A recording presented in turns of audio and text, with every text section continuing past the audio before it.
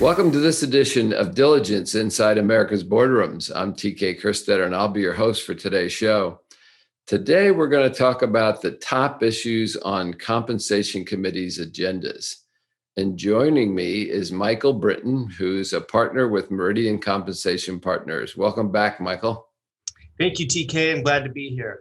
I understand that you had given me a heads up that you're going to cover three topics that are very current on these agendas this spring for compensation committees. So with that, tell me, what's your first topic? Well, TK, the first topic I wanted to cover with you today is the expanding role of the compensation committee. This is, not a new topic. It's been around for a while, but we're definitely seeing a significant amount of renewed focus on this area. And it's really coming from a variety of different areas, like the SEC's approval of new rules on the disclosure of human capital matters. Investors really calling for more disclosure on EEO1, data, and of course, this global movement that we have to end systemic racism. So like I said, it's been around for a little while, a big renewed focus this year. I would say less than half of large companies have changed their name to something besides the comp committee, so far. But there certainly is a big trend in this direction, and many of our clients are wanting to talk about that in their spring meetings. This decision, TK, usually follows broad discussions among the board around where ESG oversight responsibilities should be allocated, either to the full board or to one or more committees.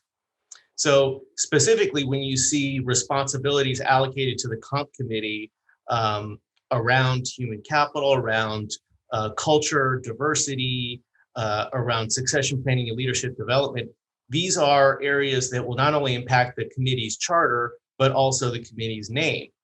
And as we like to take it a step further, look, if this is going to be a part of the committee's responsibilities, we really need to also look at the agenda to make sure that the committee's duties are reflected in the actions and oversight carried out throughout the year. So this is resulting in, again, depending on the specific duties and responsibilities allocated, examples of committee titles such as leadership development and compensation committee, or compensation and human capital committee, and things of those lines. So it's definitely a big trend. It's a big topic that's happening right now. And I really think it will be a mainstream practice pretty soon. My experience is the same as yours. I'm seeing, again, whether it's talent management, human capital, it's just a lot of people are really sort of upgrading their committee name to reflect sort of expanded duties that probably were there before, but certainly more formal these days than in the past. So one of the things that you mentioned that I have to guess as we move on to number two, I have to guess that I'm betting that one of the topics that you're going to mention will be the tying compensation to ESG metrics or goals or something. I'll be very surprised if that isn't one of your three. No, you're absolutely right, TK. And, I think it's a natural continuation of the first topic in many respects. A lot of discussion, of course, on ESG matters broadly. I mean, widespread dialogue. You almost can't pick up a publication these days or go listen to the news or read a publication on business matters or governance that, where we're not talking about ESG in one respect or another. So I think it's a very, natural topic for the boardroom and for the compensation committee. At this point, despite this widespread dialogue and discussion on ESG, it's actually not yet it's not yet a majority practice to link executive compensation to ESG related metrics. We're probably about 20 or 30% of large companies that are taking this practice so far. And what we typically see so far would be a focus on something like safety, sustainability, and or diversity and inclusion metrics. Oftentimes, TK, we're seeing these goals embedded in the annual cash incentive plan, usually at a fairly modest weighting. But we are seeing some interest in companies tying long-term incentive, some portion of long-term incentive compensation to ESG goals. It is a really important topic. And again, companies are getting pressure from the outside. We've seen a lot of high-profile examples of companies like Starbucks and Chipotle and many others that have already taken this approach. But I would just say, TK, despite these mounting pressures, both in terms from investors as well as market practice, I really urge companies to approach this with care and caution. These are new kinds of metrics to be including in company incentive plans, which historically have been largely focused on corporate financial results. And so as committees and boards evaluate the use of ESG metrics, they should be taking the same care and caution and scrutiny in evaluating the metrics and goals as they would with company financial goals. But I would expect this to continue to increase in prevalence fairly significantly over the next several years. Well, we all know there's a lot yet to sort out. I think it's every week that we hear more information on metrics and organizations trying to nail down some kind of structure that will work for most organizations. But hats off to those that have sort of gotten creative and used discretion in a way to at least introduce that.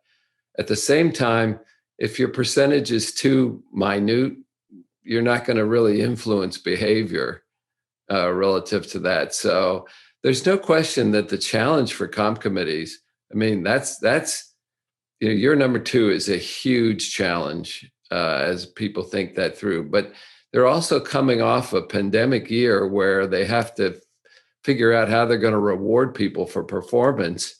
And it seems like there's a ton of issues this spring that, compensation committees have to get their arms around. So it's quite a challenge. So knowing that, what would be the third issue that you would say is on people's agendas this spring? Well, just where we are right now, TK, we're early in the proxy season. Many companies have already filed their proxies, but we're not yet to the point where many companies have had their annual shareholder meetings. And so I think really what many committees are focusing on at this point are just to see how will all this play out. We of course know that the pandemic has impacted many companies last year and will continue to do so into 2021. Those that were more significantly impacted, we're already seeing pay disclosures suggesting that they were likely to take more kinds of actions, special actions in 2020 on incentives than those who were less impacted by the pandemic. And of course, there were even some that performed extraordinarily well last year. And so I think many of our clients are really wanting to understand and kind of see now. We've been talking for a while about these potential actions. What did companies actually do? And how do our actions fit into what our peer group has done, and then in the broader marketplace? I think the other thing too is taking it a step further to say, well, how will proxy advisors and investors evaluate what we've done and what many of our other peers have done in the industry?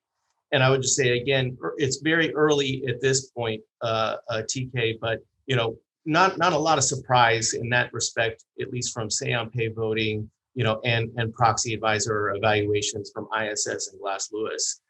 We're already starting to see, some lower say on pay support than we have in prior years, year to date.